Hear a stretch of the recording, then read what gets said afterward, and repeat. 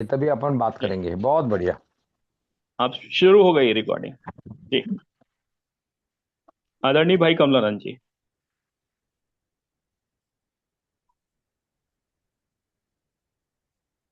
आदरणीय भाई कमलानंद जी। हाँ। रिकॉर्डिंग शुरू हो गई। अभी अपन ने जी। कुछ चार, अभी जीवन में समय वास्ते, ये इसका फोटो भी आ सकता है क्या? फोटो मैं जो लिख रहा हूं, ये अभी मैंने ये ठाना। हाँ। हेलो, दिख रहा है? हेलो हेलो हाँ, हेलो दिख रहा है, दिख रहा है, दिख रहा है। हेलो। अभी बंद हो गया। अच्छा। अब आ रहा है। अभी ये अब कैसा आ रहा है। आएगा? ये जो मैंने ये लिखा है समय, ये दिख रहा है? ये दिख रहा है? हाँ, ये दिखाई दे रहा है। समय वास्ते। अच्छा, पहला हाँ। आपने विषय किया तो मैं कहूंगा पहला पॉइंट है टेक्नोलॉजी वो हो जो अप्रोप्रिएट हो, इफेक्टिव हो। पहला। जी। दूसरा, इसमें आपने बहुत मीटिंग वगैरह की है, ये आर्टिफिशियल इंटेलिजेंस के बाद पूरी दुनिया बदलने वाली है, इसमें कोई शक नहीं है। ये देखिए। दूसरा, तीसरा मेरा पॉइंट है हर चीज को अपन ले ले ग्राम स्वराज, स्वावलंबन, स्वाभिमान, स्वतंत्रता, लोकलाइजेशन। लोकलाइजेशन अगर ये नहीं हुआ, पहला है इफेक्टिव टेक्नोलॉजी, अप्रोप्रिएट टेक्नोलॉजी, और ये वो हो जो हर एक को काम दे, काम, भाषण नहीं, काम दे, रोजगार दे। और ये आने के बाद, आर्टिफिशियल इंटेलिजेंस आने के बाद बहुत बड़े खतरे बढ़ गए, इसमें कोई शक नहीं है। इसलिए जाना पड़ेगा ग्राम स्वराज, जिसमें स्वावलंबन है, स्वाभिमान है, स्वतंत्रता है, लोकलाइजेशन है, स्वभाव है, स्वभाव, और स्वरोजगार। अल्टीमेटली जाना ही पड़ेगा, क्योंकि हर आदमी अब वो नौकर नहीं बनना चाहता। तो एक ही है, उद्यमिता बढ़ेगी, और वही काम चलेगा जिसमें आदमी को आप एंटरप्रेन्योर, यानी self employed village viable opportunity, ये अगर देंगे। अब आता है आज के समय में जो खतरे हैं, तकनीक, तकनीक ये चलेगी जो जो लोकलाइजेशन को बढ़ावा दे। लोकलाइजेशन अभी तक का वर्सेस ग्लोबलाइजेशन, अभी तक चला था वैश्वीकरण, और अपना जो फैसला है, और वो अपन ने इस किताब में लिखा हुआ है। पता नहीं ये किताब देखने में आ रही है, किताब का कवर, आपदा प्रबंधन और पंचायती राज सशक्तिकरण, ये दिख रहा है क्या? Hello hello.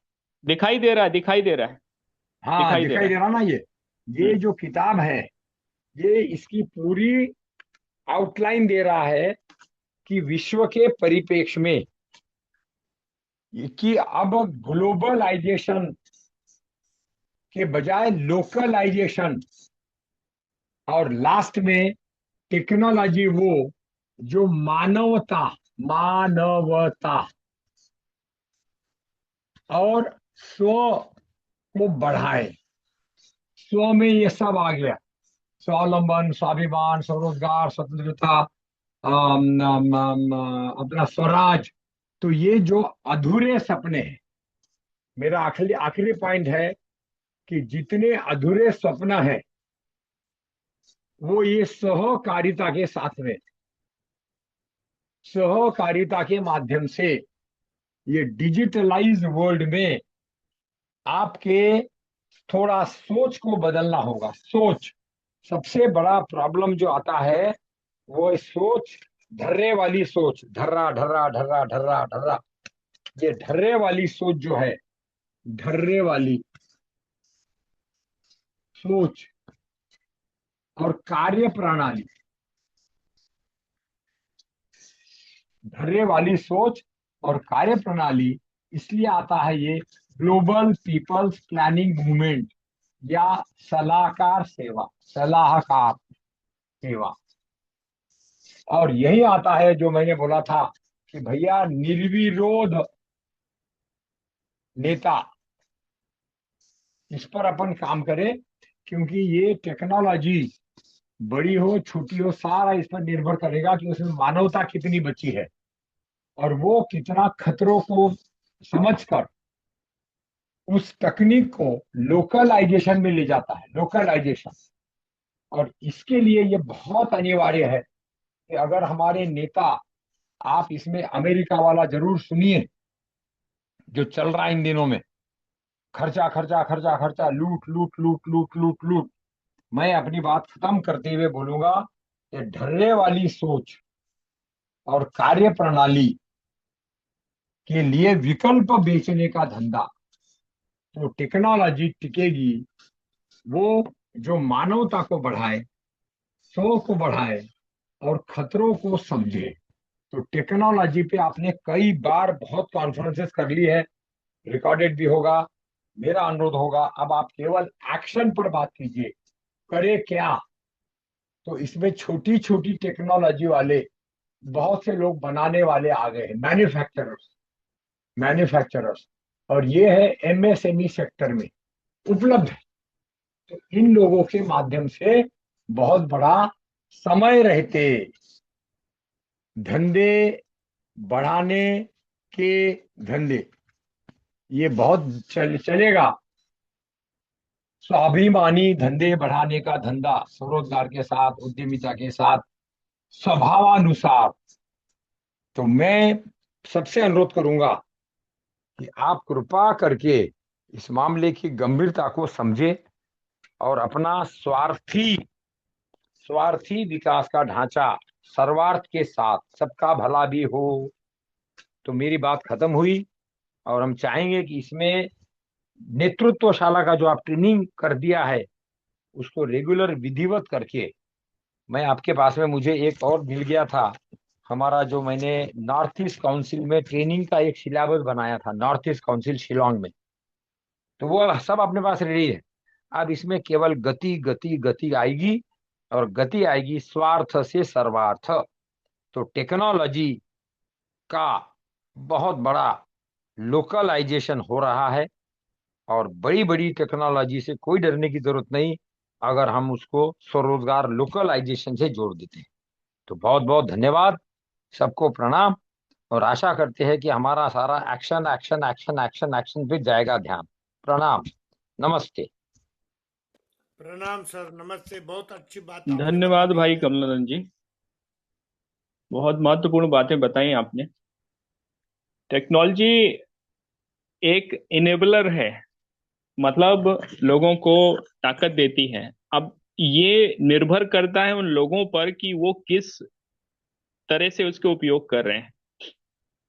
जो इसके अगर हम देखें परमाणु ऊर्जा को, तो परमाणु ऊर्जा जो है वो दुनिया के लिए खतरा भी है, और एक एक जो है कम, एक सस्ता ऊर्जा का साधन उपलब्ध कराने का माध्यम भी है। दोनों ही तरह से दुनिया ने इसका उपयोग होते देखा है। और ये निर्भर करता है कि कौन व्यक्ति उसका उपयोग कर रहा है और किस तरह से कर रहा है। तो एआई भी उसी श्रेणी में आती है। और सबसे पहले तो चीज ये है कि जो भी लोग दुनिया को अच्छा करना चाहते हैं, उनको एआई को उपयोग करना और उसका सही उपयोग, उसके सही यूज केसेस पता हो, उसको उनको चलाना आना चाहिए, और उसको जो है सही तरीके से समझना और समझ होनी चाहिए। वरना जो बुरे लोग हैं वो उसके तो यूज कर ही रहे हैं, जैसे कि इतने सारे साइबर क्राइम बढ़ रहे हैं, फ्रॉड बढ़ रहे हैं, वॉइस क्लोनिंग हो रही है, फेस क्लोनिंग हो रही है। तो ये सब एआई द्वारा जनित ही खतरे हैं। तो जो अच्छे लोग हैं, जो समाज को एक सही दिशा की ओर ले जाना चाहते हैं, उनका भी दायित्व बनता है कि ये जो टेक्नोलॉजी नई आई है, इसका उपयोग वो सही से करें।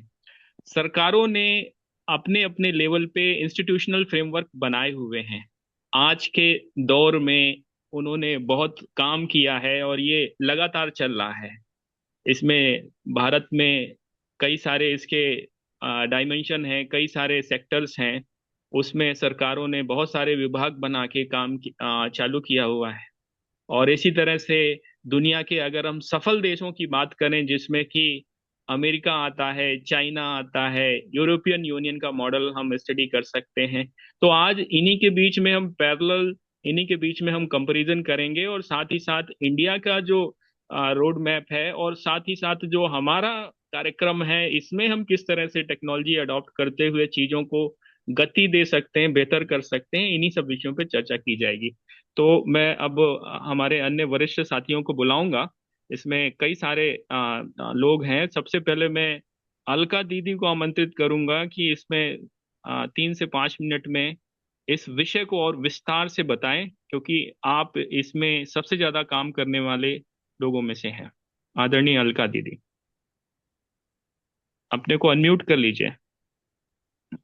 किया। जी। ओम शांति। ओम शांति।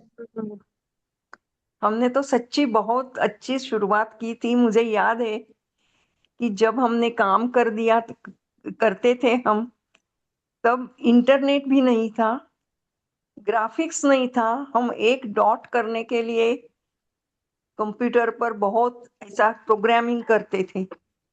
और इतना ही नहीं, तो एक मेन फ्रेम था, पीसी के नहीं आई थी, मेन फ्रेम था, और उसके बहुत सारे टर्मिनल्स कनेक्ट होते थे।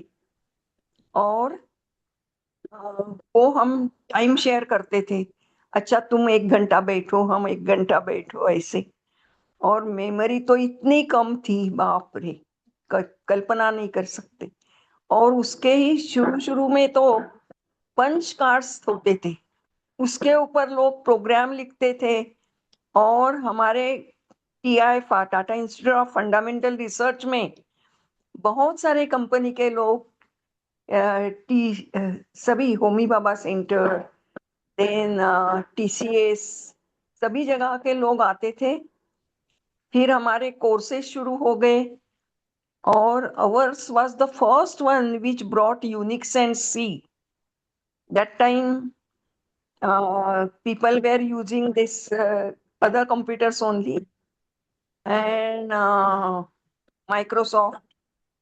Then Unix and C we started, and Unix was so beautiful. अभी तो Unix का कुछ Android में बहुत ये जो किया है AI वगैरह, उसने तो Unix की फिलॉसफी ही खत्म कर दी है, क्योंकि it was all like small and beautiful and connecting various things. You don't write big monolithic programs, but you write small things and connect one to another, etc., etc. Then lot of computer languages came into picture. Then people started writing these applications, etc., etc. And it became, now why computers are facing problems? Because of the compatibility issue. Compatibility is such a big thing that you always have to update something, update. Abhi with Android and all that mobiles, it has become easier. But otherwise, it used to be a big problem all the time. And what we did was, we did really good thing for Indian languages, because we changed the Linux system to put Indian languages at the operating system level, so that it can be used by any program. Otherwise, people had to write program. There were, for text processing in Indian languages, there were different softwares. And then actually we did the encoding, and that is more or less accepted by Unicode. Because Unicode ne, ours was phonetic base, like K for K, etc., and other things. That more or less was accepted by Unicode. So many things initially we had done, and it was very simple. So I sometimes feel when I see these systems that we should really make that again simple thing, very simple. All this complex because when the system becomes very complex, all these things like cheating, etc., transparency is lost. First thing is now banks, for example. Banks have no transparency. Whatever they say, whatever the systems are, we have to believe in it. And worst thing is, if there is a system down, electricity problem or network problem or anything, even if you have 5 lakh rupees in the bank, you can't withdraw even 5 rupees if one of these problems is there. So it is such a serious thing, but nobody is worried about it. So I think we should take care of all these things. And one more thing we did was having decentralized systems. So your data is not saved somewhere very miles off away, but every, let's say, uh, every state or every this one, every even village, they will have their storage with them, and not very complicated, just take systems.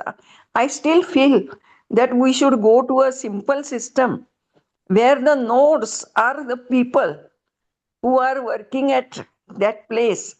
For example, I visualize that if we have the system which is based on our cooperatives, each and Gurukul also. Gurukul and cooperatives go hand in hand.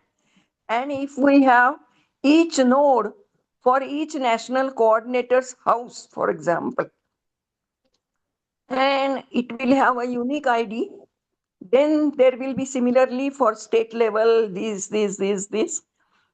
And unique ID will help so much. It will simplify all the problems and so on and so forth.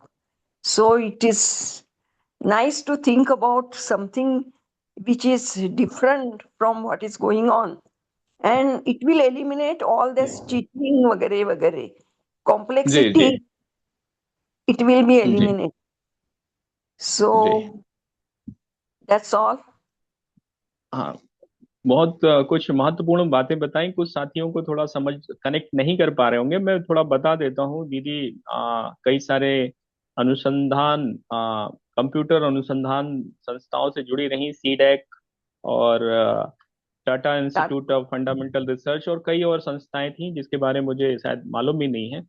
तो उनका जो 30 35 40 साल का एक career रहा इस क्षेत्र में, और किस तरह से प्रगति हुई, किस तरह से लिनक्स और यूनिक्स से जो है एंड्रॉयड बना, और एंड्रॉयड से ये एआई आई, ये एक पूरा एक प्रोसेस रहा है। पहले भी एआई टर्मिनोलॉजी होती थी। 2005 से 8 9 तक, जब तक मैं था तब भी हम लोग उसी में काम कर रहे थे, कुछ दूसरे नामों से जाना जाता था।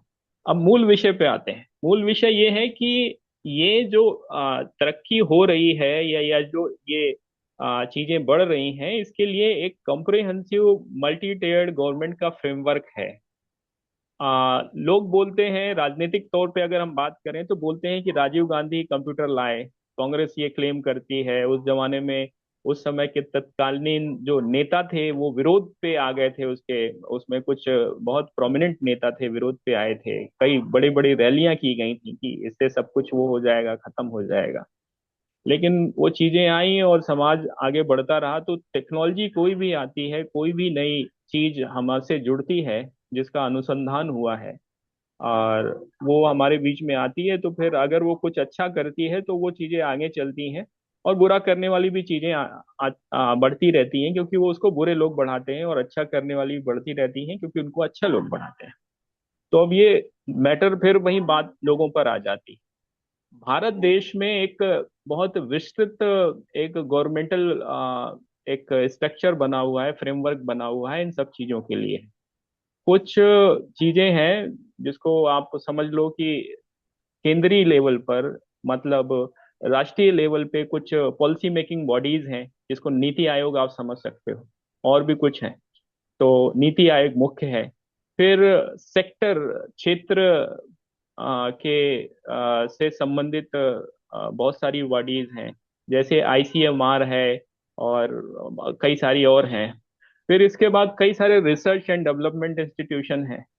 टेक्नोलॉजी ट्रांसफर का भी नया सिस्टम लाई है गवर्नमेंट, उस पे लॉ भी लाई है, आईपीआर के लिए काम किया है। आईपीआर बोलते हैं इंटेलेक्चुअल प्रॉपर्टी राइट को। और फिर इसी तर्ज पर राज्यों ने भी अपने अपने प्रोग्राम बनाए हैं। जैसे आज से कुछ साल पहले आ, आ, जो बंगाल था उसने एआई पार्क, वो एनालिटिक्स का पार्क बनाया था, लेकिन वो मामला फेल रहा। जो अभी कर्नाटका सरकार एआई सिटी बनाने जा रही है, उत्तर प्रदेश में उसकी बात चल रही है। तो इस तरह के ये काम चलते रहते हैं स्टेट लेवल पे भी, और उसको स्टेट लेवल की उसकी एजेंसीज होती हैं, और पॉलिसी मेकिंग एजेंसी भी होती हैं, और इम्प्लीमेंट करने वाली एजेंसीज भी होती हैं। तो ये पूरा जो चीजें होती हैं ये फिर सेक्टर्स में प्रभावित करती हैं। जैसे एग्रीकल्चर है, तो एग्रीकल्चर में एग्री टेक के जो नए नए इनोवेशन आ रहे हैं, नए नए वो आ रहे हैं, उस पे जो गवर्नमेंट के रूल्स रेगुलेशन है वो लागू होते हैं। ड्रोन्स को लेके गवर्नमेंट अपना प्रोग्राम लाई। ऐसे ही एजुकेशन सेक्टर में गवर्नमेंट्स के प्रोग्राम आए कि किस तरह से टेक्नोलॉजी एडॉप्टेशन होगा। हेल्थ केयर के लिए गवर्नमेंट के वो आए, गाइडलाइंस आए, रूल्स आए कि किस तरह से हेल्थ केयर में टेक्नोलॉजी एडॉप्टेशन होगा, एआई का किस तरह से यूज होगा। एआई का अगर मैं आपको बताऊं, एआई की इतनी पावर है कि अगर एआई को सही तरीके से गवर्नमेंट आज लागू कर दे तो अपने यहाँ पर जो डॉक्टर्स की कमी है वो उसको पूरी तरह से एड्रेस किया जा सकता है, क्योंकि एआई में वो टेक्निक्स और वो पावर आ चुकी है। केवल और केवल पैच वर्क के लिए ही हमें जो फिजिकल डॉक्टर्स की जरूरत पड़ेगी, अन्यथा बहुत सारी चीजें जो प्राइमरी और इंटरमीडिएट लेवल के डायग्नोसिस हैं वो एआई के माध्यम से संभव है। सेम इन जो लॉ है, लॉ के लिए भी बहुत सारे लोग करते हैं कि लॉ में, और ये जो हमारा न्यायिक व्यवस्था है उसमें किस तरह से टेक्नोलॉजी का यूज किया जाए। इंफ्रास्ट्रक्चर डिफेंस में तो होता ही है, और सभी विभागों में। तो नीति आयोग जो है, नीति आयोग इसका एक मुख्य वो है। इसके अलावा और एक बॉडी है, उसको मैं दिमाग से नाम उतर रहा है, कुछ एएनआरएफ कुछ बोलते हैं उसको, पूरा नाम मुझे नहीं मालूम।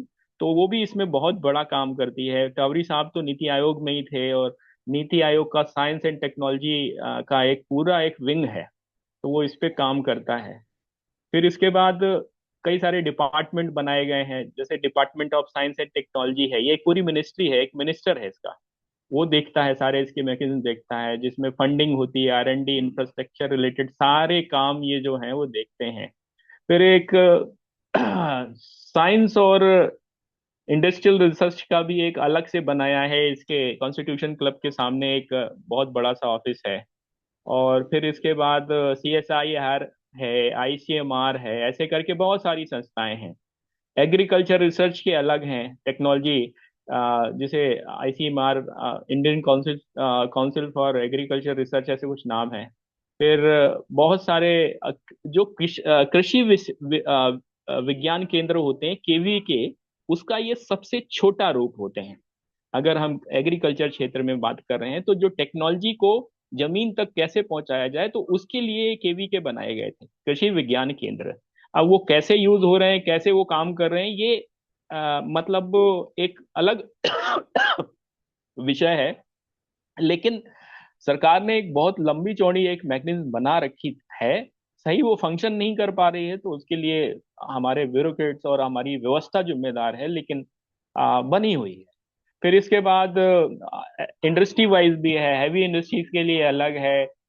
जो डिफेंस इंडस्ट्री के लिए डीआरडीओ इतना बड़ा नाम है। अब डीआरडीओ क्या कर रहा है कि इंडस्ट्री और डिफेंस लिंकेज और इंस्टीट्यूशन लिंकेज पे काम कर रहा है। तो उस पे काफी सारे काम हुए हैं, काफी सारे R&D चल रहे हैं। इसी के साथ साथ जो एजुकेशन इंस्टीट्यूशन को भी इसमें लाया गया कि अब हम इंडस्ट्री इंस्टीट्यूशन को दोनों को जोड़कर R&D करें, और उसमें R&D इंस्टीट्यूशन को भी जोड़ा जाए, रिसर्च एंड डेवलपमेंट एजेंसीज को जोड़ा जाए। अभी जैसे हम लोग गए थे हिंदुस्तान एग्रो विजिट करने, तो वहाँ पे जो बार्क का हिंदुस्तान एग्रो के साथ ज्वाइंट प्रोजेक्ट चल रहा है। बार्क मतलब भाभा एटॉमिक रिसर्च सेंटर। तो वो मतलब इस तरह के इनिशिएटिव हर लेवल पे हो रहे हैं और हर तरह टाइप हो रहे हैं। स्टार्टअप काम कर रहे हैं, अलग अलग एप्लीकेशन अलग अलग क्षेत्र में हो रही हैं, मेडिकल में है, बाकी क्षेत्र हैं। तो ये सारी चीजें जिस तेजी से बढ़ रही हैं, और जो हमारा प्रोग्राम है कोऑपरेटिव, क्योंकि कोऑपरेटिव में तो ये सारे विषय हैं हमारा, एग्रीकल्चर भी है, हमारी इंडस्ट्री भी है, माइक्रो इंडस्ट्री भी है, मीडियम भी है, और साथ ही साथ सारे सेक्टर हैं, एजुकेशन है, हेल्थ है, सारी कुछ आ गया कोऑपरेटिव में, क्योंकि मल्टीपर्पज मल्टी स्टेट हो गई। तो हमें इन सब से वास्ता पड़ने वाला है, हमारे को समझ डेवलप करनी पड़ेगी कि हम कैसे आगे बढ़ रहे हैं और इसमें टेक्नोलॉजी का क्या रोल होने जा रहा है, और हम टेक्नोलॉजी एनेबलर, मतलब टेक्नोलॉजी का सही उपयोग करने वाले कैसे बन सकते हैं, और हमारे साथियों को सही ज्ञान इसका कैसे हो सकता है। एक तो वो पूरे इस पूरे आर्किटेक्चर फ्रेमवर्क को समझें कि कैसे ये व्यवस्था बनी हुई है, केंद्रीय स्तर पर, राज्य स्तर पर, जिला स्तर पर, ब्लॉक स्तर पर, और साथ ही साथ कहाँ से क्या लिया जा सकता है, कहाँ से क्या ज्ञान लिया जा सकता है, ड्रोन कहाँ से लिए जा सकते हैं, एआई टेक्नोलॉजीज कहाँ से ली जा सकती हैं, और कहाँ से क्या सीखा जा सकता है। तो ये पूरा एक इंडियन सरकार का, भारतीय सरकार का एक पूरा एक बहुत लंबा चौड़ा आ, आ, वो है, एक फ्रेमवर्क है, एक कार्यक्रम है, जिसमें बहुत सारे मिनिस्ट्रीज जुड़े हुए हैं और सारे मिलके इसको आगे बढ़ा रहे हैं। तो इसमें कुछ और भी बॉडीज बना दी गई इनोवेशन के लिए। इन्होंने कुछ साल पहले लाए थे अटल इनोवेशन मिशन। तो उसमें जो स्कूल और यूनिवर्सिटीज को जोड़ा गया था, स्टार्टअप को जोड़ा गया था, उसी में इंक्यूबेटर और स्टार्टअप को फंडिंग भी दी जाती है। फिर कुछ स्टेट लेवल पे भी साइंस काउंसिल और कुछ प्रोग्राम्स बनाए गए थे। तो ऐसे करके एक लंबा चौड़ा बहुत इन्होंने सारा सिस्टम बना रखा है, और ये सारी चीजें आप समझेंगे तो ज़्यादा बेहतर होगा। उससे लाभ हम कई जगह से ले सकते हैं। कई सारे योजनाएं चलती हैं जहां पर कम इंटरेस्ट पे लोन मिलता है, कई सारे ऐसी स्कीम चलती हैं जहां पर हमको वो टेक्नोलॉजी अडॉप्ट करने पे सपोर्ट देते हैं और बाकी चीजें हेल्प प्रोवाइड करते हैं। तो ये विषय अ, इसलिए बहुत महत्वपूर्ण हो जाता है।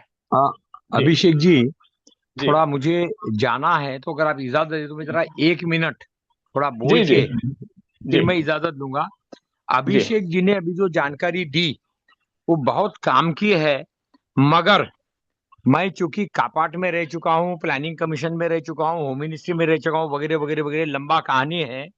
तो 1 मिनट में अपनी बात रखूंगा। अभिषेक जी ने जितना बताया ये सारे सरकारी खर्चे पर चल रहे हैं। आईसीआर है, केवीके है, जेएसएस है, इंडियन काउंसिल ऑफ कल्चर है, ये सीएसआर वाला है। मैं अनुरोध करूंगा, क्योंकि ये इस ग्रुप में सारे लोग दमदार है, असरदार है, जानदार है, और नालंगे जी जिस तरीके से कोऑपरेटिव को बढ़ा रहे हैं, लेकिन कई संस्थाएं पैसा बांटती है, चाहे वो सीएसआर का हो, चाहे वो एनजीओ को जो देते हैं। बहुत डिपार्टमेंट पैसा बांट रहे हैं, मगर मैं आपको केवल एक वर्ड ऑफ कॉशन दूंगा कि अगर वो पैसा लाकर आपको देते हैं तब तो बात अलग है। अगर आप मांगने गए तो 30 से 40% तक उनका कट है। और मैं ये रिकॉर्ड पर बोल रहा हूं, अभिषेक जी रिकॉर्ड भी कर रहे हैं। अगर कोई ऐसा डिपार्टमेंट हो, हर एमपी के पास 5 करोड़ रुपया, 5 साल में 25 करोड़ रुपया, जिसका नाम है local MP member of parliament local area development scheme. मेरी किताब छपी हुई है जो मैंने यूनाइटेड नेशंस को कंसल्टेंसी दी थी, 1 करोड़ रुपए वाले में थी, और कहा था कि 1 से 5 का काम होगा, 5 से 25 का काम हो सकता है। मगर अभी तक मुझे एक भी एमपी नहीं मिले जिन्होंने कहा भैया पैसा लेके जाओ और हमको पैसा कट नहीं चाहिए। चैलेंज के साथ बोल रहा हूँ, रिकॉर्ड कर लीजिए। भ्रष्टाचार हमारे कूट कूट में घुस चुका है। कोई मुक्त हो तो आगे आके बोलो कि न मैं लेता हूं न मैं देता हूं। बहरहाल मेरा जो पॉइंट है, टेक्नोलॉजी से बहुत सुधार आएगा। हमारे गोपाल भाई खटीक जी बार बार भेजते रहते, कितने सारे उन्होंने आरटीआई आरटीआई आरटीआई किया। कल भी मैं देख रहा था 25-50 आरटीआई उन्होंने डाले। बहुत अच्छा है, आरटीआई करना चाहिए, मगर उसका असर क्या हुआ?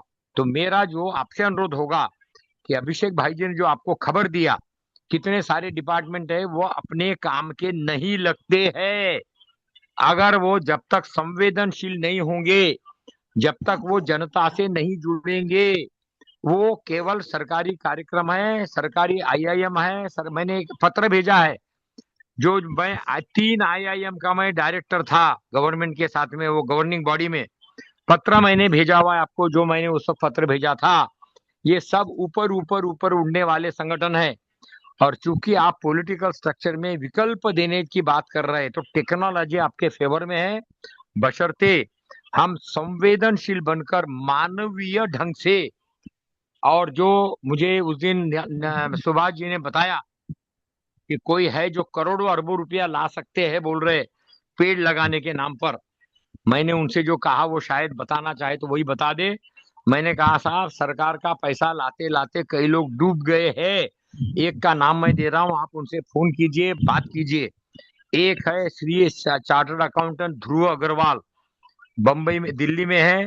2.5 करोड़ की ग्रांट में घूमते घूमते हेल्थ भी खराब हो गई, कर्जे में डूब गए, बदनामी हो गई, ऊपर से जांचें और चालू हो गई है। तो मेरा सबसे पुनः अनुरोध होगा, टेक्नोलॉजी के युग में जो ये कार्यक्रम चल रहा है, इसमें आप स्वावलंबन, स्वाभिमान, और इसलिए हमारे मॉडल होंगे ठाकुर जी, मुनि इंटरनेशनल। हमारा मॉडल होगा वो, क्या नाम है अपना, ये जंगली जी, वो मॉडल। लेकिन अगर मिलता है, जैसा नालंगी जी ने बताया कि करोड़ों रुपया मिल सकता है कोऑपरेटिव के नाम पे, बहुत बढ़िया, जरूर लीजिए। भ्रष्टाचार से जरूर बचिए। और टेक्नोलॉजी के युग में बचना बहुत मुश्किल है। ये इसका आप अमेरिका वाला देखिए, मैं तो सुन रहा हूँ। तो बहरहाल बहुत बहुत शुभकामनाएं। मुझे चूंकि जाना है तो मैंने समय मांग लिया कि मैं जरा बोल के अपना दिल का दर्द बता दूं, और जी सबको बुरा न माने मेरी बात का। लेकिन जरूर ये फूटनी, ये जो फूटो मॉडल जो अपन ने बनाया, फूटो जी, फूकना, टोकना और जस्ट इम्प्लीमेंट। तो बहुत बहुत धन्यवाद, शुभकामनाएं, सबको प्रणाम। और अभिषेक जी, मैं बीच में टोका आपको क्योंकि मुझे जाना है, तो थैंक यू, बहुत बहुत धन्यवाद, सबको प्रणाम, थैंक यू नमस्ते। भाई कमलानंद जी। नमस्ते। ये जो आप बोल रहे हैं बिल्कुल उसी तरीके से हम लोग आगे बढ़ेंगे। ये आपके जो अनुभव हैं पिछले 80 साल के, वो हमारे लिए किसी हीरे से कम नहीं है, और ये एक हमारे लिए एक गाइडिंग प्रिंसिपल की तरह काम करेंगे। जहां तक व्यवस्था की बात है, तो व्यवस्था से हम बच नहीं सकते। अगर मुनि इंटरनेशनल जी के अशोक ठाकुर जी की बात करें, तो मैं अ, ठाकुर जी से 6 साल पहले मिला था। मुझे भेजा था किसी साथी ने कि आप ठाकुर जी से मिलो, जाके उनके मॉडल को समझ लो।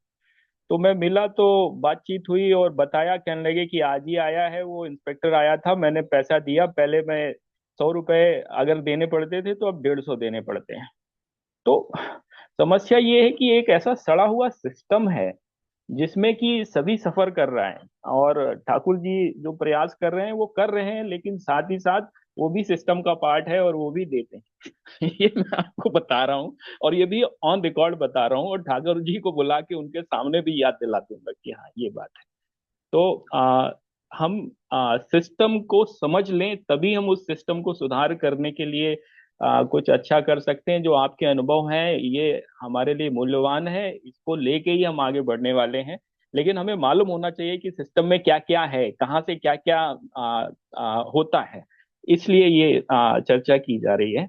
मैं आग्रह करूंगा हमारे अन्य साथी जो इस विषय पे थोड़ा सा आगे बात ले जाएंगे। सुभाष जी आए और इस विषय को आगे बढ़ाएं। फिर इसके बाद ब्रिगेडियर साहब, डॉक्टर सुभाष नालंगे जी।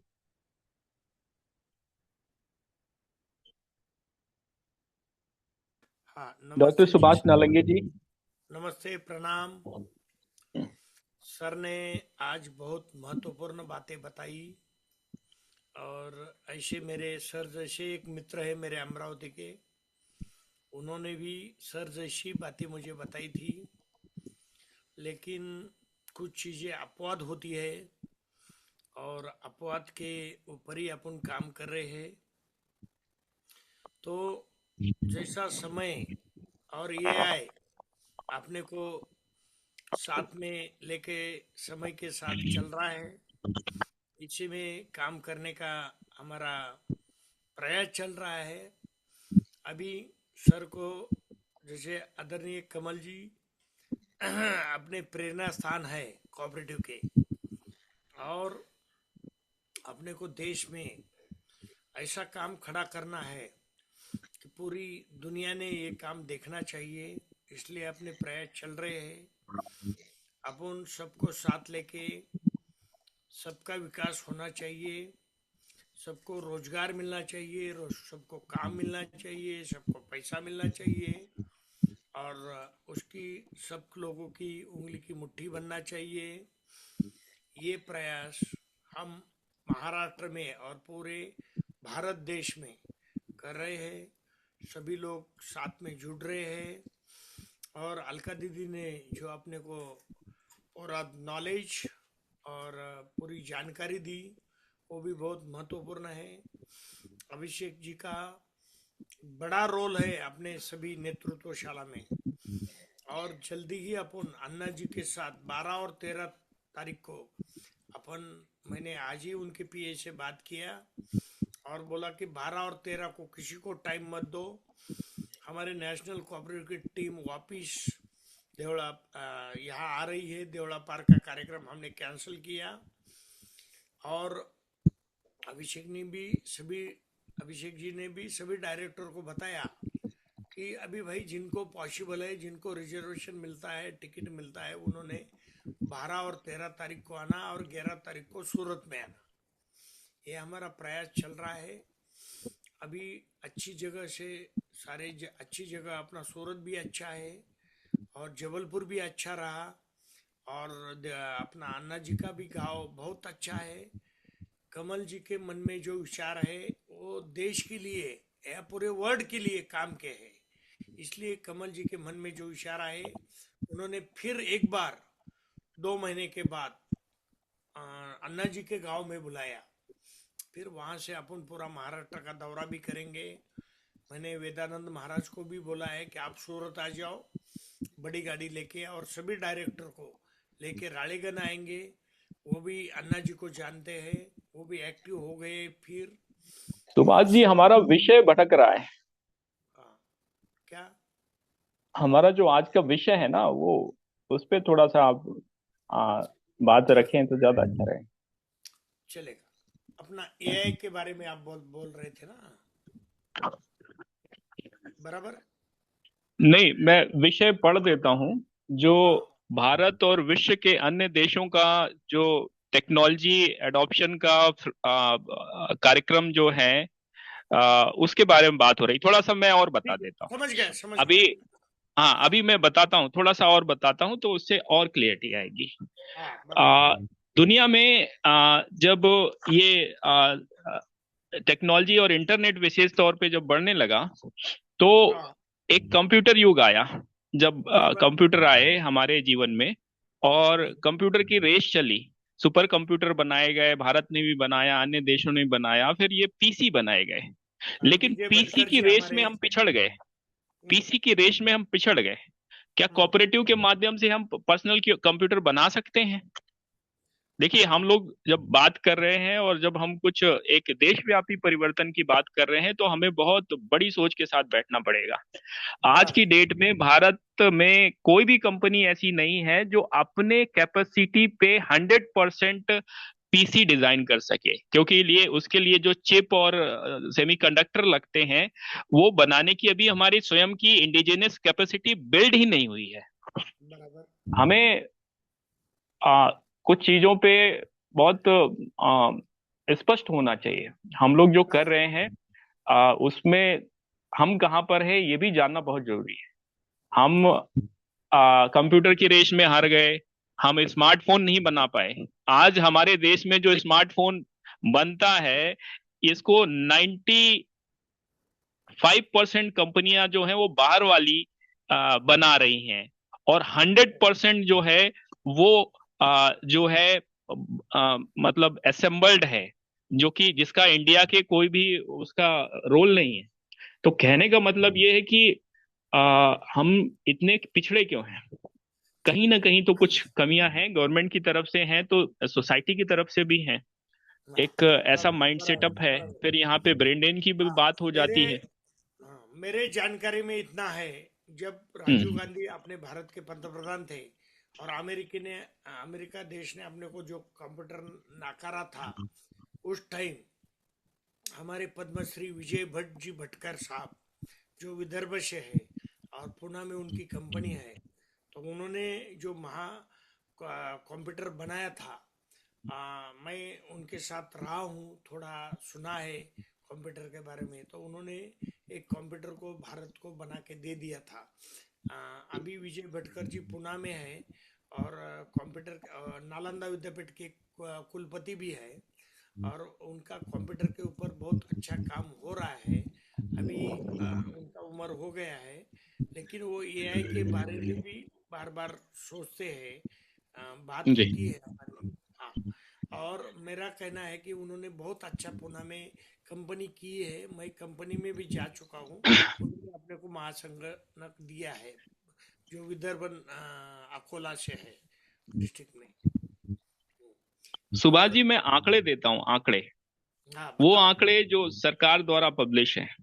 हाँ, भारत में चाइनीज कंपनियां जो हैं, वो टोटल स्मार्टफोन मार्केट का 75% हिस्से पे उनका कब्जा है। बराबर। बाकी पे कोरियन का कब्जा है, और बाकी पे कुछ 4-5% पे इंडियन ब्रांड हैं, जो स्वयं नहीं बना पाते, असेंबल करते हैं। बराबर। तो कहने का मतलब ये है कि हम स्मार्टफोन नहीं बना पा रहे हैं। नहीं बना पा कहने का रहे। मतलब ये है कि जो एआई, अभी एआई रेस चालू हुई, क्योंकि मैं इस हम्म, लाइन का हूं इसलिए मैं बता रहा हूं आपको वो बातें बराबर बराबर, सही है। जो कि है, वास्तविकता है। एआई रेस चालू हुई। एआई के लिए बड़े बड़े मतलब सर्वर्स और बहुत हाई पावर के सेमीकंडक्टर और प्रोसेसर और मशीनें लगती हैं। लेकिन वो हमारे यहाँ पर बनाने की और देश में कॉमर्शियल नहीं स्केल बनती। पे हाँ, बाहर से ही बुलाना पड़ता है। हाँ। एक होता है साइंटिफिक स्टेट, मतलब लेवल पर, कि हाँ, साइंटिस्ट लोगों ने कुछ बना दिया, लेकिन उसको कॉमर्शलाइजेशन नहीं हो पाया। मतलब बराबर। वो जो कॉमर्शलाइज उसको करना चाहिए वो नहीं हो पाया, उसका व्यापारीकरण नहीं हो पाया। अब वो क्यों नहीं हो पाया, क्या कारण थे उसके लिए, और उसी के पीछे ये रहा कि वो जो है हमारा मामला सारा पिछड़ गया। एक बराबर। स्पाइस मोबाइल का उदाहरण देता हूं मैं। स्पाइस मोबाइल, हमारे व्यापारियों की माइंड सेटअप यहाँ से जानिए। स्पाइस मोबाइल में मेरे पास एक बच्चा आया। मेरी जो कंपनी थी वो तो रिसर्च का, डेटा रिसर्च का काम करती थी। मैंने उससे पूछा, वो आईआईटी का बच्चा था। मैंने उससे पूछा कि तुम्हारा प्रोजेक्ट क्या था और तुम क्या करना चाहते थे, तो उसने बताया कि ये मैंने मतलब कि एडवांस कैमरास के प्रोजेक्ट पे काम किया, कि किस तरह से हम high resolution camera for smartphone बना सकते हैं, और उसका प्रोजेक्ट जो है वो मतलब उसको काफी अप्रिसिएशन मिला था। लेकिन मैंने कहा फिर आगे क्यों नहीं बढ़े। तो कहने लगा इस पे अभी कोई हमें सपोर्ट देने के लिए और आगे बढ़ाने के लिए तैयार ही नहीं है, तो मैं सोच रहा हूँ कि आपके यहाँ लग के और कुछ पैसे कमा लूं, क्योंकि मुझे पैसे की जरूरत है और इस वजह से मैं आया हूँ। बराबर तो बराबर। वो चांस की बात थी। स्पाइस मोबाइल जो था, वो स्पाइस मोबाइल का जो एक डायरेक्टर था, वो मेरे एक फ्रेंड का परिचित था। तो मैंने कहा कि ये किस तरह का, ये एक कैमरे का कुछ इन्होंने प्रोजेक्ट किया हुआ है, उस पे क्या आर एन डी करके और इसको वो डेवलप किया जा सकता है। वहां पे उन्होंने बुलाया और सुनने के बाद बोले, कहने लगे देखिए हमारा जो कंपनी का मालिक है, ये मोदी हाँ, परिवार का था, स्पाइस मोबाइल। मैं हाँ, बता देता हूँ, ये मोदी ग्रुप एक बहुत बड़ा ग्रुप है, जिसमें ललित मोदी एक है जिसने आईपीएल शुरू किया। तो बराबर। उसने जो है, उसने बोला, कहने लगा भैया हमारा लाले का माइंड सेटअप क्या है।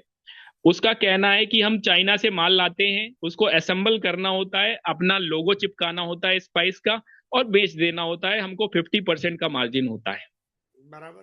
तो हम आर एन डी, जिसमें बहुत पैसा लगता है, जिसमें कि कोई सपोर्ट नहीं मिलता है, हम क्यों खर्चा करें, इसलिए हम ये सब चीज नहीं करेंगे।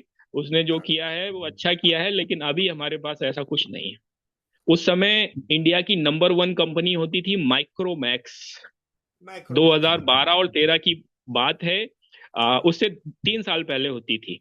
तो मैंने उससे यही बात बोली, मैंने कहा जो माइक्रोमैक्स का हश्र हुआ वही कहीं आपकी कंपनी और आपके हो ना जाए। 3 साल में पूरी चाइनीज कंपनीज ने ओप्पो, वीवो और जियोमी और ऐसे बहुत सारी कंपनियां बना के, उन्होंने एक ही आदमी की कंपनियां हैं, अलग अलग ब्रांड बनाए और उसने पूरे इंडियन मार्केट को कैप्चर कर लिया। ये बराबर। स्थिति है।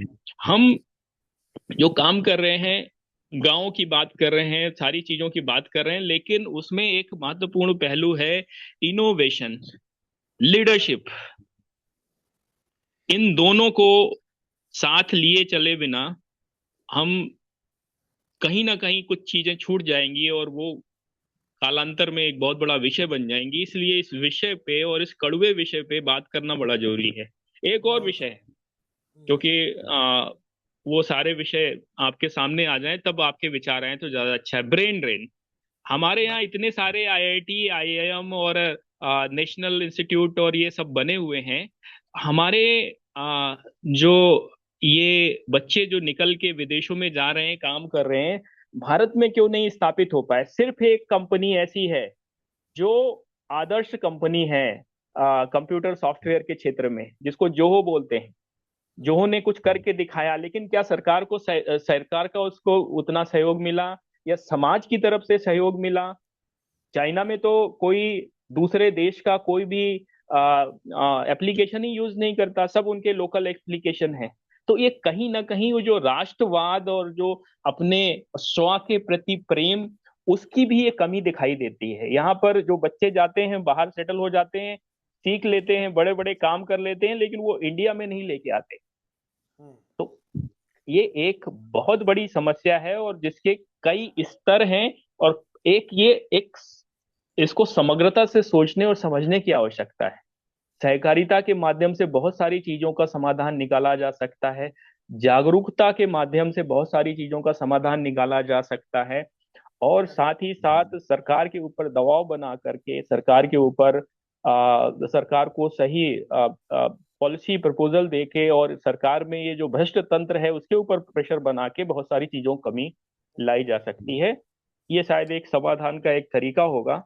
अन्यथा हम आइसोलेट होकर शायद हम वो सारी चीजें नहीं कर पाएंगे जो कि हम लक्ष्य रखते हैं। तो सारी चीजों को समझते हुए हमें आगे बढ़ना पड़ेगा। यहाँ पर बहुत सारे वरिष्ठ साथी हैं, हाँ, मैं सभी को अभिषेक जी बारी बारी आपने से। सही बताया। और इसलिए अपन बार बार अन्ना जी के पास जा रहे हैं।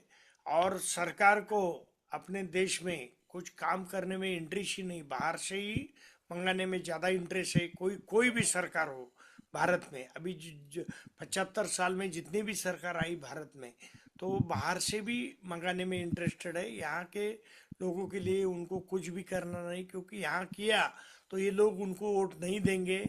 यही बात पक्की हो रही है, ऐसा मुझे लग रहा है। धन्यवाद। सुभाष जी, ऐसा भी नहीं है। मैं इसका एक दूसरा पहलू भी बताता हूँ। इसमें अगर सरकार दोषी है तो उतना ही दोषी हमारे वर्तमान सामाजिक सोच भी है। बराबर। उसके कई सारे उदाहरण हैं। उसके कई सारे उदाहरण मैं आपको देता हूँ। हम्म, यहाँ पर सरकार ने बहुत सारे ऐसे कार्यक्रम चलाए जिसमें कि इंडिजिनस रिसर्च को बढ़ावा देना था। लेकिन कॉमर्शलाइजेशन पे, कॉमर्शलाइजेशन जब होता है ना, हाँ। तो उसमें क्या होता है कि कोई प्रोडक्ट मार्केट में आता है, और मार्केट में जब आता है तो उसमें उसको शुरू में उतना अच्छा नहीं बना होता है। हम्म, और उतना अच्छा नहीं बना होता है तो धीरे धीरे वो इम्प्रूव होता है जैसे जैसे उसमें पैसा आता जाता है। स्मार्टफोन का मैं उदाहरण दे रहा हूँ, बाकी चीजों का उदाहरण दे रहा हूँ। हमारा सर्च इंजन, हमारे देश में आज भी कोई सर्च इंजन नहीं है भारत का कि जिस पे भारत दावा कर सके कि जैसे गूगल अमेरिका का है, याहू अमेरिका का है, वैसे भारत का कुछ है। नहीं है। हमारे पास व्हाट्सएप भी अमेरिका का है, हमारे पास बाकी चीजें भी अमेरिका की हैं। तो ये सारे विषय जो हैं, ये विषय कहीं ना कहीं सामाजिक सोच से भी जुड़े हुए हैं। और ऐसा नहीं कि बनाया नहीं, लोगों ने बनाया। लोगों ने सर्च इंजन भी बनाया था। लोगों ने ट्विटर जैसी एप्लीकेशन खूब भी बनाई थी। अभी लोगों ने अटराई बनाया। तो उसको कैसे हम लोग वो यूज करें और समाज में कैसे चेतना फैलाई जाए, ये भी एक महत्वपूर्ण विषय हो चला है। सरकार जिम्मेदार बहुत सारी चीजों के लिए है, लेकिन साथ ही साथ सामाजिक जागरूकता, सामाजिक सोच बदलने के लिए शायद आप जैसे, हम जैसे सभी लोगों की ये जिम्मेदारी बनती है कि इसको हम कैसे प्रचारित करें, स्वयं को अडॉप्ट करें और चीजों को वो करें। तो जो विकल्प हमारे पास हैं उस पे हमको जा करके देखना होगा, और साथ ही साथ अगर उनसे काम हो जाता है तो हम क्यों ना स्वदेशी चुने। तो एक विषय यहाँ स्वदेशी, पर हाँ, आता मैं है। भी वही बोलना था, स्वदेशी। अभी सरकार ने अभी अभी स्वदेशी चालू कर दिया 2025 में। जी नहीं, ये बहुत पहले से चल रहा है, बहुत पहले से। ये तो आजादी से पहले चालू हो गया था। विदेशी वो वस्त्रों की होली जलाई जाती थी, तो वो भी स्वदेशी आंदोलन था। ये आज का चालू नहीं, ये था, बहुत पुराना है। लेकिन सरकार ने अभी उसको रन कर दिया ज्यादा।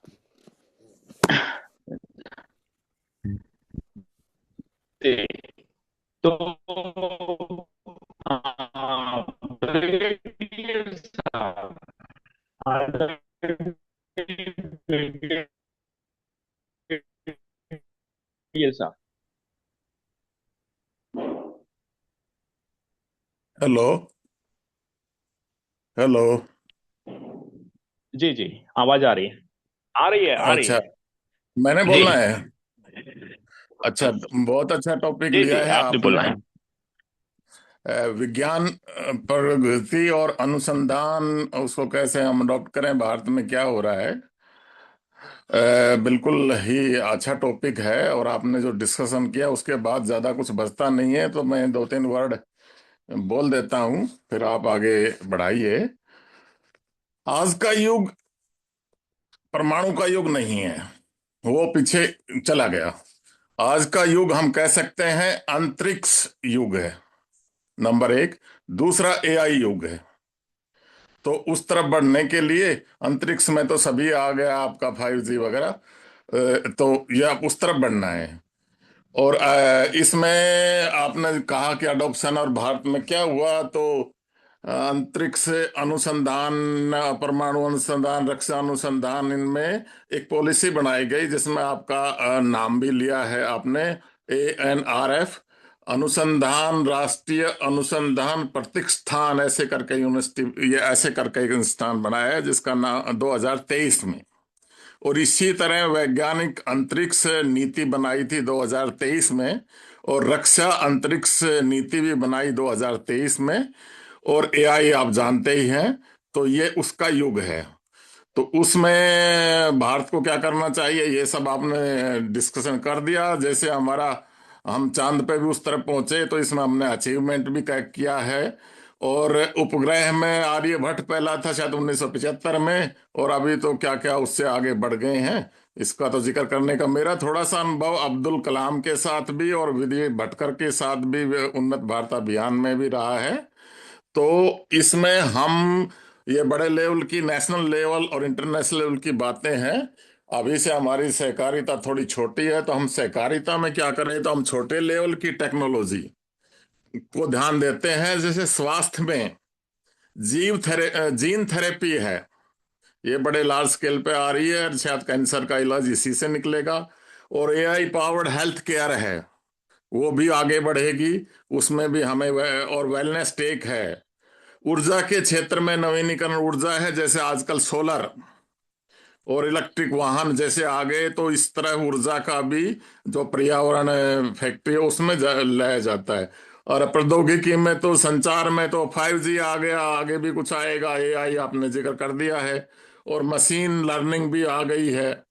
और पर्यावरण में हम शायद पहले देश में अच्छे थे, तो ये हमारे यहाँ तो जैसे वाइल्ड लाइफ सेंचुरी बनाई, ये भी आज का ही है, नहीं तो वाइल्ड लाइफ तो खत्म ही हो जाता, और उसका इसी तरह औरों का भी प्रोटेक्शन करना चाहिए। सस्टेनेबल प्रैक्टिस की तरफ जाना चाहिए। और जैविक खेती, एक जो रोज हम डिस्कशन कर रहे हैं, ये भी आज की ही है। और क्योंकि और दूसरा तो उस तरह से आ गया है कि हमारे यहाँ जाता है, सोलर पंप से हैं। तो इस तरह का डिजिटल कृषि भी एक आ गई है। और पशुओं वगैरह में जैसे एम्ब्रियो ट्रांसफर है, और सबसे ज्यादा अभी जैसे हमें बैलों की जरूरत नहीं है तो सेक्स सॉर्टेड सीमन वगैरह का यूज करके क्लोनिंग भी है। तो एग्रीकल्चर टेक में आपका ड्रोन वगैरह आपने जिक्र कर दिया, उसका मैं नहीं करता हूँ। तो आपका जो टॉपिक है वो तो नेशनल लेवल का और बड़ा टॉपिक है जो आप डिस्कस करना चाहते हैं, पर मैं उसके छोटे पे रहता हूँ। जो सुभाष जी नालंगे जी भी बता रहे हैं और टावरी साहब भी बता रहे हैं कि हमें सहकारिता में टेक्नोलॉजी का यूज करना है, लेकिन हमारे जिस टाइप का ग्रुप है, किसान, पशुपालन और लोअर समाज के, उसमें हमने इसको अडॉप्ट करना है जो हमारे इसको, इन लोगों को अपलिफ्ट कर सके। जैसे मैंने एग्रीकल्चर में, स्वास्थ्य में इस तरह का बताई। मैं इतना ही कहना चाहता था, धन्यवाद। धन्यवाद ब्रिगेडियर साहब। तो इससे एक बात निकल के आई स्वदेशी, और दूसरी बात निकल के आई कि हमारी सहकारिता में टेक्नोलॉजी का एडॉप्टेशन। मेरे सभी के सामने एक प्रस्ताव है।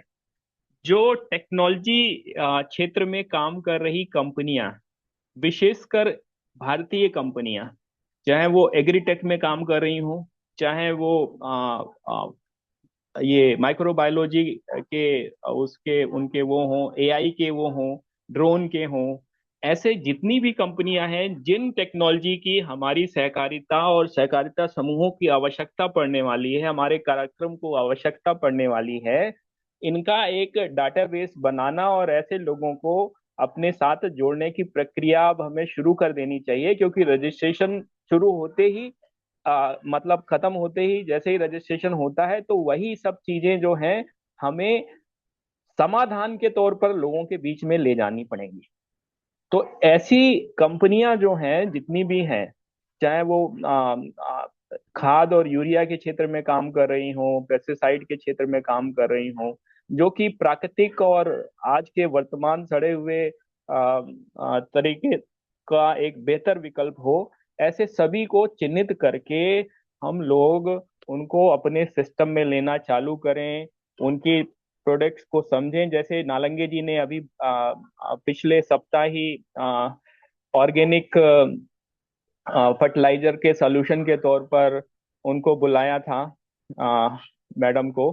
तो इस तरह के हमें लोगों को जोड़ करके, और अभी ये सामूहिक जिम्मेदारी लेनी पड़ेगी कि उन्हें प्रमोट करना है, और हमें कोऑपरेटिव की तरफ से ऐसे एमओयूज शुरू करने पड़ेंगे।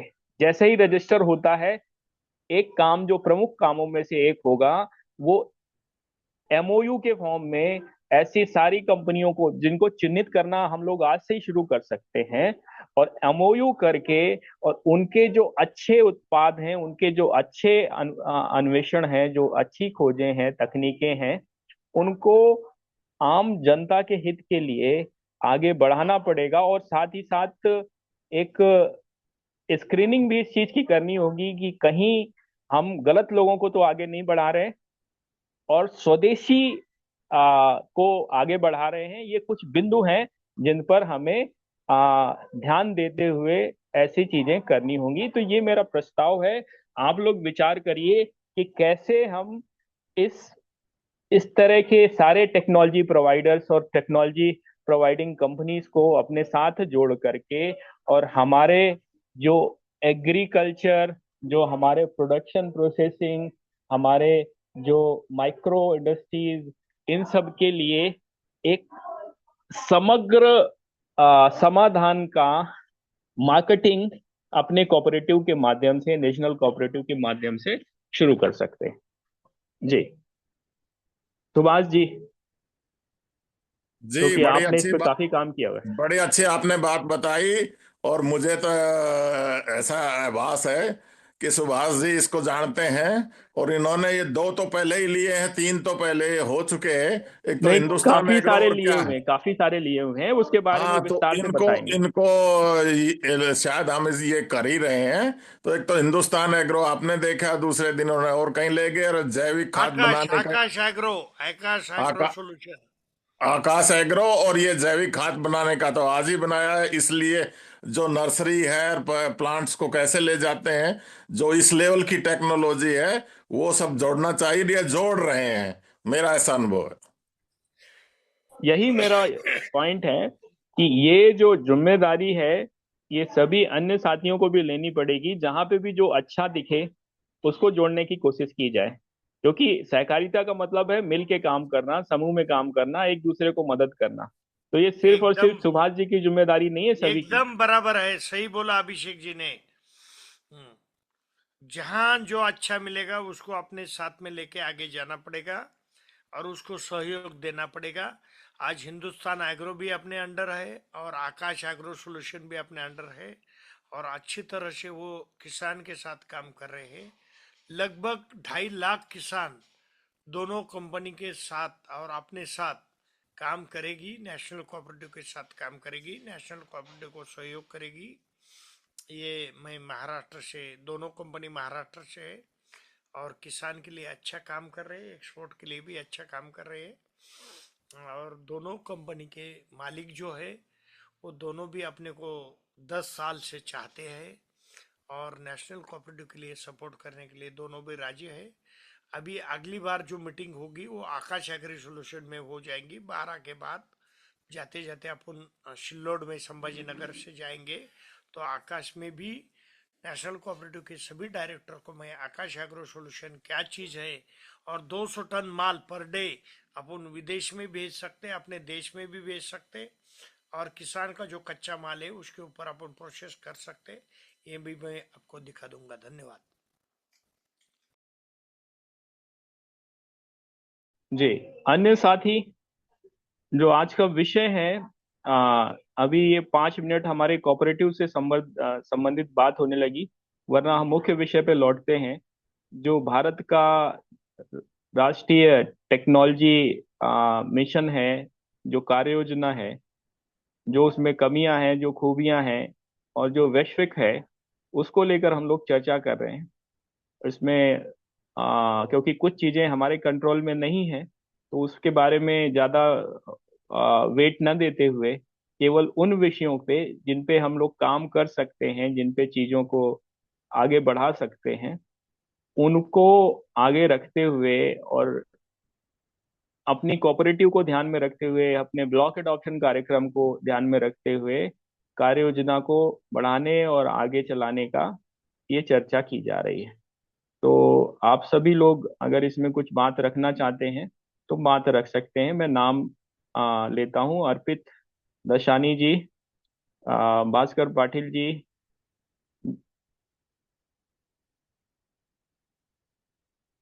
प्रिया पटियाल जी,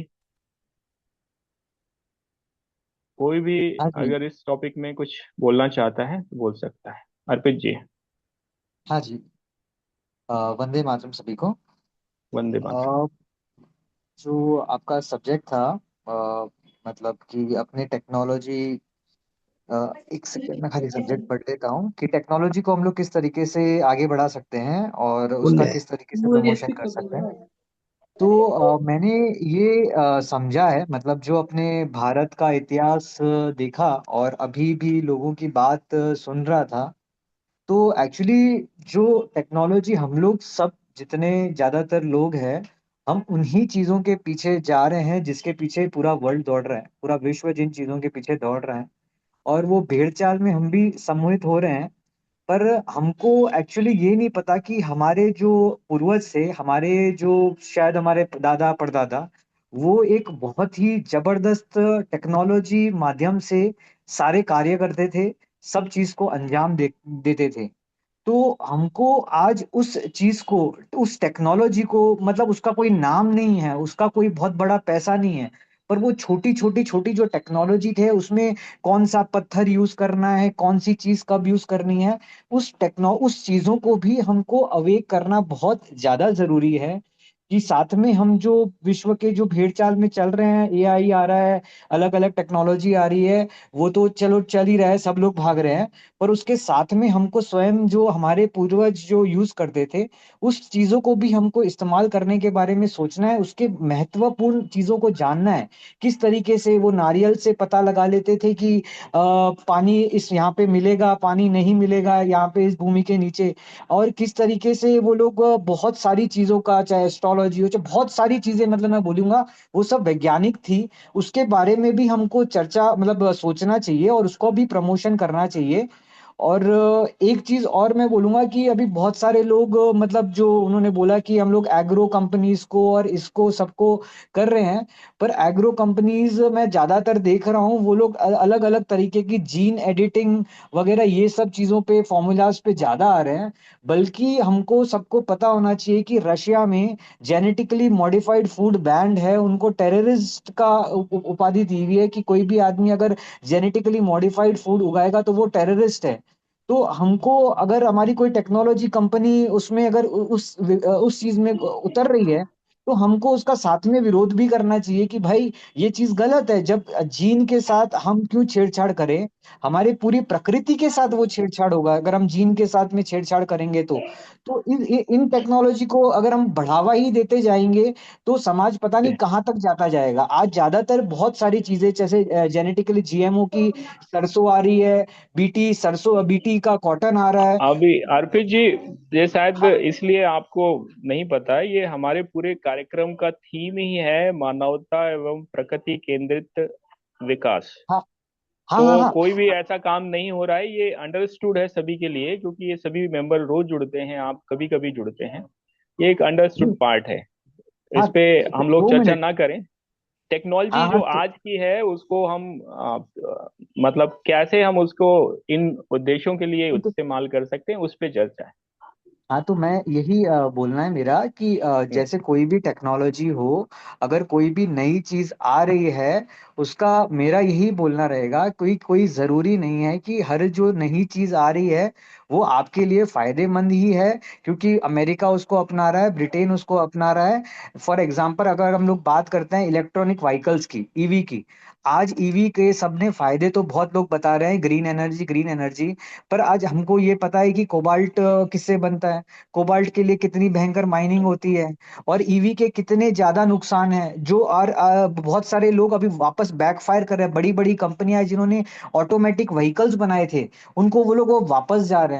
सो मेरा यही बोलना है कि कोई भी टेक्नोलॉजी को अडॉप्ट करने से पहले हम सबको एक मतलब पूरा खुद की एक स्टडी करनी चाहिए, और उसके बाद धीरे धीरे जाएं उस तरफ, तो बहुत अच्छा है। और फिर अगर सही चीज है तो प्रमोट करें। अभी उन्होंने बात की थी अंतरिक्ष की और इसकी, भाई मैं बेसिक चीज पूछूंगा कि भैया आप बता दीजिए कौन पहुंचा है चंद्र तक, कौन सा कोई भी आदमी, नील आर्मस्ट्रॉन्ग या कोई भी, सबकी सबकी आई हुई है बायोग्राफीज कि भैया हम लोग कोई पहुंचे, उन्होंने पूरा शपथ रख के उन्होंने बोला है कि भैया हम लोग नहीं पहुंचे हैं वहां पे, मून लैंडिंग और ये सब। तो अंतरिक्ष के उस विषय में वो पैसा कहाँ जा रहा है, हमको ये भी तो जानना चाहिए। हमने टेक्नोलॉजी में पैसा तो लगा दिया, सबने खुश हो गए कि भैया हमारा विमान पहुंच गया। वो एआई ड्रिवन वीडियो थी कि कौन सी वीडियो थी हमको क्या पता है। क्योंकि आज एक्चुअली जो मून है और ये सारी चीजें हैं, ये बहुत गहरे विषय है। और इसके ऊपर बहुत, नासा जो है, नासा का मतलब क्या है, नासा का जो हिब्रू मतलब है, इट इज धोखा देना। उसका आप खुद सर्च करना, उसका मतलब ही धोखा देना है। अब हम लोग सब ने उसको एक टेक्नोलॉजिकल इंस्टीट्यूट समझ लिया, और हम लोग सब नासा की भेड़ चाल के पीछे चल रहे हैं। वो धोखा दे रहा है। कोई भी बंदा पृथ्वी का जो एक वैन वैन एलन बेल्ट है उसके बाहर कोई जा ही नहीं सकता है, और कोई गया भी नहीं है। बट आज वो लोग जो जाते हैं वो क्या करते हैं, किस तरीके से झूठ बोल रहे हैं। तो आज टेक्नोलॉजी, हमने बोल दिया कि भैया टेक्नोलॉजी का पैसा वहां पे चला गया, अब उसका हमको क्या मिला। आज कोई आदमी चांद पे गया नहीं गया, उससे हमको क्या फायदा मिला। सो इस तरीके से मैं ये बोलता हूँ कि टेक्नोलॉजी के पीछे भागने के साथ साथ हमको अपनी सूझबूझ समझ का सारा इस्तेमाल रखना चाहिए। वंदे मातरम। जी, आपने कुछ महत्वपूर्ण बातें रखी हैं और कुछ कॉन्स्पिरेसी थ्योरीज भी रखी हैं। ये चर्चा शायद अभी हम लोग नहीं करेंगे, आगे करेंगे कभी। आ, अन्य एक साथी। सेकंड, मैं जो भी चीज बातें रखी है ना, मैं एक एक का आपको प्रॉपर प्रूफ के साथ देखिए आपको अर्पित जी, मतलब इसीलिए मैंने पर्सनल कहा पे ना आपको आगे भेज करेंगे। दूंगा। हाँ पर्सनल में अर्पित जी, आपको भेज इसीलिए दूंगा। इसीलिए हाँ मैंने बोला कि आगे करेंगे, आर्गुमेंट नहीं। इसीलिए मैंने बोला है कि आगे करेंगे। ठीक।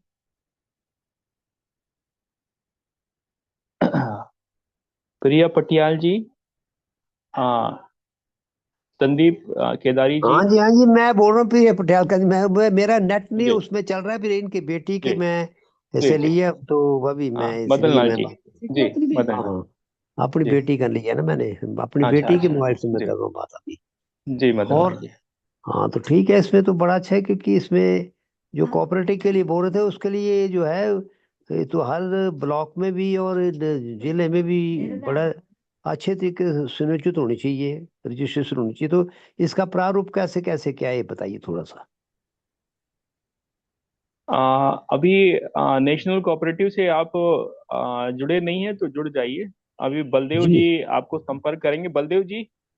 हाँ, बलदेव सूद जी है ना, जो यहाँ हाँ डिस्ट्रिक्ट कांगड़ा बलदेव से है जी। वो। बलदेव जी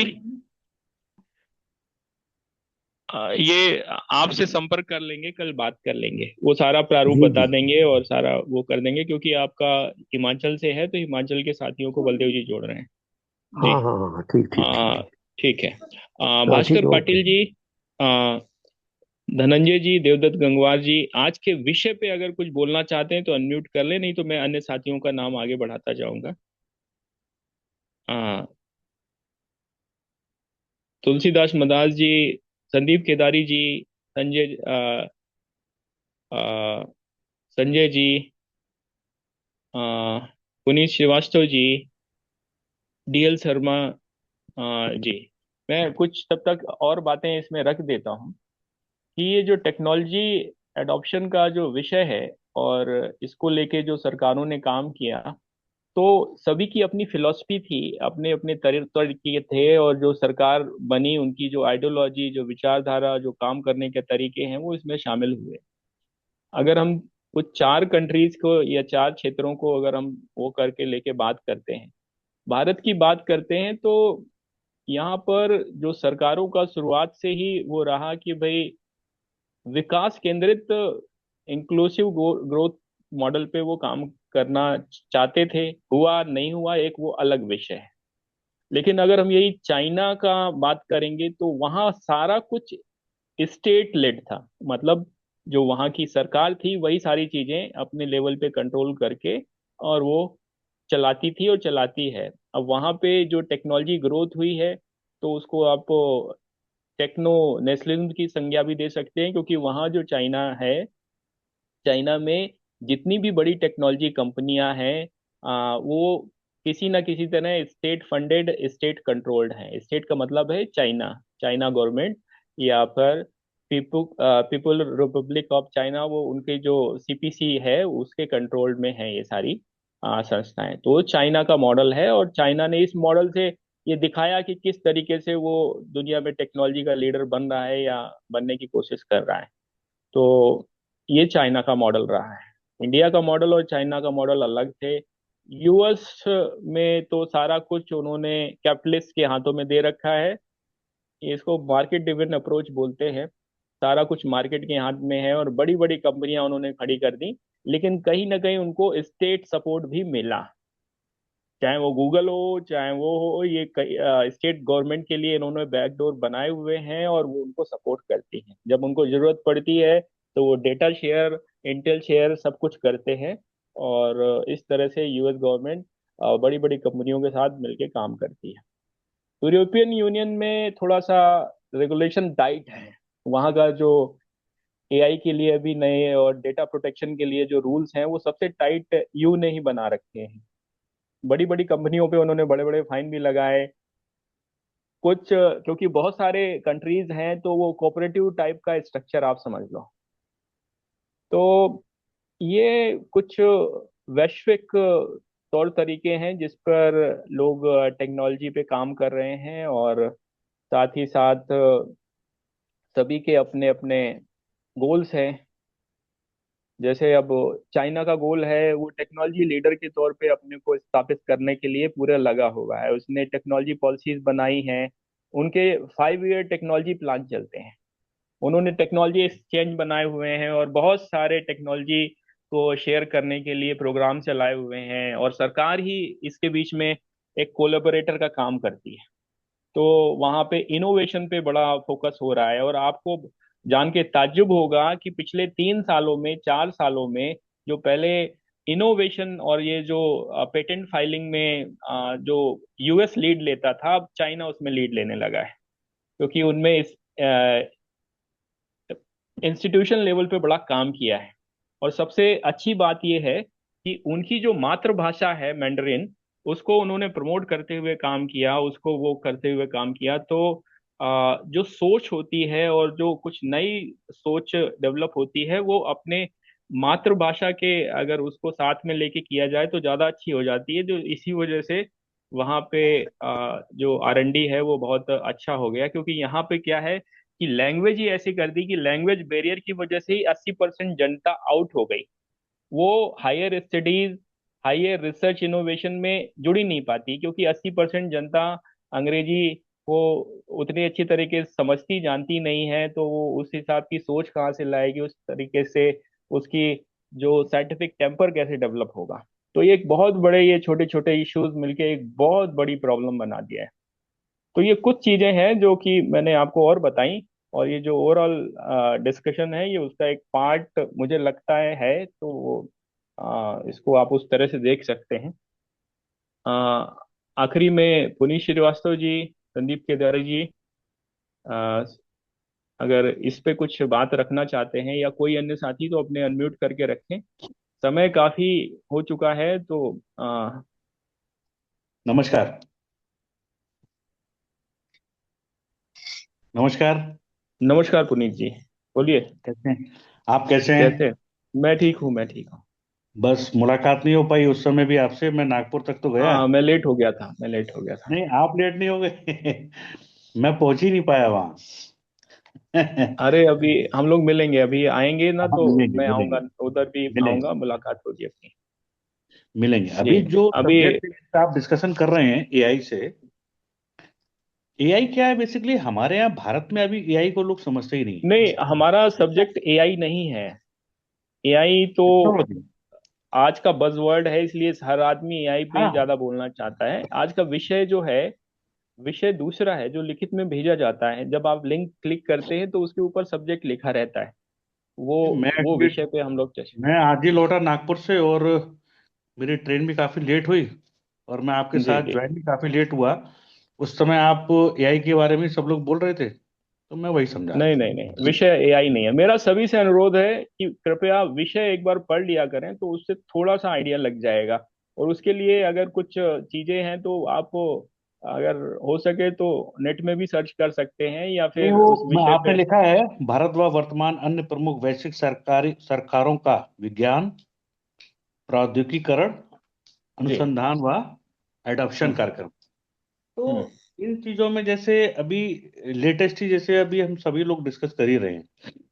जी जी। मैंने उनका भी सुना, क्या नाम उनका, वो डॉक्टर साहब का, और उसके बाद टावरी साहब का भी सुना, आपका भी सुना। टावरी साहब का सोचना कहना अपनी जगह अलग है, जैसे सरकारें चल रही हैं उनका भी कहना है कि फंड इतने आसानी से गवर्नमेंट्स नहीं देती हैं, प्रोवाइड नहीं करती हैं। ये बिल्कुल सही बात है, इतनी जल्दी इतनी आसानी से प्रोवाइड नहीं करते हैं। लेकिन हमारा अगर प्रेजेंटेशन अच्छा है, और हम अगर उसको चाहते हैं, और हमारा प्रॉपर टाई अप कहीं अच्छी जगह है, तो शायद उन कामों में बहुत दिक्कत नहीं आती। पहला। दूसरा, जैसे एआई के थ्रू आजकल बहुत लोग काम कर रहे हैं, बट एआई कोई समझता नहीं। एआई को लोग आज की डेट में हमारे यहाँ ये समझते हैं चैट जीपीटी। एआई आने वाले समय का वो फ्यूचर है कि हमारे पास्ट को फ्यूचर में बदल सकता है, बट उसको समझने वाला सब्जेक्ट है। तो वो टेक्नोलॉजी का जो सब्जेक्ट है ना, उसके लिए एक वर्टिकल ही अलग डालना पड़ेगा। और जैसे एक वो सज्जन थे, अर्पित जी, उन्होंने काफी चीजों को बोला। तो सरकारें अगर किसी चीज को लागू करती हैं, उनको हटाना इतना आसान नहीं होता है, उन पे हमें काम ही करना होता है। हाँ, उसका सॉल्यूशन कुछ अच्छा दे सकते हैं, लेकिन अगर हम ये कह दें कि नहीं, इसको हम पूर्णतः हटा दें वहां से, तो वो पॉसिबल नहीं होता। क्योंकि उसके लिए बहुत सी चीजें चलती हैं, जैसे आपने भी कहा, चाइना। बिल्कुल आपने ठीक कहा, चाइना बहुत ग्रोथ करता है। हर कंट्री अपने अपने हिसाब से बहुत ग्रोथ करती है। चाइना में इंडस्ट्रियल को, और जो छोटे छोटे लोग इंडस्ट्री डालते हैं, कोई प्रमोटर्स हैं कुछ है, उनको गवर्नमेंट बहुत सपोर्ट करती है, जो हमारे यहाँ नहीं हो पाता इतने आसानी से। चाइना की कोई भी कंपनी अगर कहीं बाहर काम करने जाती है तो उसका जब एग्रीमेंट होता है उसमें साफ साफ लिखा रहता है कि अगर मान लो 100 करोड़ रुपए का प्रोजेक्ट है और हमारे ही कंट्री में करने आया और उसको अगर उसमें 2 करोड़ रुपए के लॉसेस हो गए तो वो सेंट्रल गवर्नमेंट को पे करने पड़ेंगे। वो लॉसेस पे काम नहीं करते। वो अपने प्रमोटर को पैसे देने में भी नहीं हिचकते अगर उनके पास प्रोजेक्ट है। बट हमारे यहाँ बहुत सी चीजें डिस्टर्ब नहीं हो पाती हैं। उसका चूंकि हम लोग कितना भी चाहें उसको बहुत अच्छा कर लें, वो फिर सरकार से डायरेक्ट लड़ने वाला सब्जेक्ट हो जाता है। तो वो जो ऊपर लोग बैठे हैं वही लोग पॉलिसीज बनाते हैं, पॉलिसीज को इम्प्लीमेंट करते हैं, और हम सब लोग उन्हीं पॉलिसीज पे काम करते हैं आगे पीछे थोड़ा बहुत जैसे भी करके। हाँ, ये बात बिल्कुल ठीक है कि आगे बढ़ने के लिए हमें अच्छी कंपनीज के साथ एग्रीमेंट करना है। वो बहुत इंपॉर्टेंट चीज़ है। बिना उसके आप सोचें सफल हो जाएं तो बहुत हार्ड वर्क करना पड़ेगा। तो वो सभी के लिए जिस जिसका जहाँ जहाँ जिस तरीके से भी अप्रोच है वो एग्रीमेंट जरूर करें। नेशनल कोऑपरेटिव के साथ एग्रीमेंट कराएं। प्रॉपर एग्रीमेंट का जो स्ट्रक्चर होगा मेरे ख्याल से शायद अभिषेक जी ने बनाया होगा, उसको लेके, और बल्कि एग्रीमेंट करने से पहले जो मेन मेन लोग हैं उनके साथ डिस्कशन करके बैठ के मीटिंग अरेंज करके कि हाँ ये हम कहाँ तक इस पे काम कर सकते हैं और ये हमारे लिए कितने बेनिफिट हमको दे सकते हैं, तो उसके हिसाब से वो सबको करना चाहिए। मैं इतनी ही बात अपनी कहूँगा, बाकी के आप लोग कंटिन्यू करिए। नमस्कार। धन्यवाद पुनीत जी। बहुत महत्वपूर्ण बातें आपने रखी हैं यहाँ पे, और यही सब चीजों पे काम करने की कोशिश की जा रही है। विषय हमने राष्ट्रीय और वैश्विक दोनों रखा था, लेकिन जो हमारा केंद्र है और हमारा जो वो है वो कोऑपरेटिव और जो हमारा जन अभियान कार्यक्रम है उसी के इर्द गिर्द है, क्योंकि वैश्विक समझ बनाना बहुत आवश्यक है, और उसको अपने लोकलाइज फॉर्मेट में फिर हम लोग उसको इम्प्लीमेंट करेंगे। शुरू से ही प्राथमिकता स्वदेशी पर है, प्रकृति केंद्रित विकास पर है, और मानवता धर्म आधारित विकास पर है। तो अभी इन्हीं सब चीजों को लेकर और ये सारे वैश्विक विषयों और वर्तमान सामायिक विषयों को समझते और जानते हुए और जान करके उसी के अनुसार कार्यक्रम को बनाते हुए और सुधार करते हुए आगे बढ़ने की कोशिश है। समय हो चुका है, और मैं आज के पुनीत जी के वक्तव्य को ही आखिरी वक्तव्य मानता हूँ और पुनीत जी को धन्यवाद देता हूँ। हमारे सुभाष जी को, आदरणीय भाई कमलानंद जी जो अध्यक्षता कर रहे थे, उनको पहले निकलना पड़ा, उनका, सभी साथियों का, ब्रिगेडियर साहब का, हमारे अर्पित जी का, अलका दीदी का, जिन्होंने इतने साल साइंस और टेक्नोलॉजी में दिए, और जो इंडियन लैंग्वेज है उसको किस तरह से कंप्यूटर सेवी और कंप्यूटर फ्रेंडली बनाया जाए, इतना काम किया, उसके लिए उनका बहुत बहुत धन्यवाद। सभी साथियों का बहुत बहुत धन्यवाद। भास्कर पाटिल जी का स्वागत है, और साथ ही साथ संदीप केदारी जी अपना जल्दी स्वास्थ्य सुधारिए। मिलते हैं फिर कल 8:15 बजे। कल का जो विषय है वो सहकारिता का विषय रहेगा, क्योंकि बुधवार को हमारे सहकारिता पे चर्चा होती है, तो कल मिलते हैं 8:15 बजे। तब तक के लिए शुभ रात्रि। मैं रिकॉर्डिंग ऑफ कर रहा हूँ। अगर किसी को अन्य कुछ बात करनी है तो रिकॉर्डिंग ऑफ होने के बाद कर सकते हैं।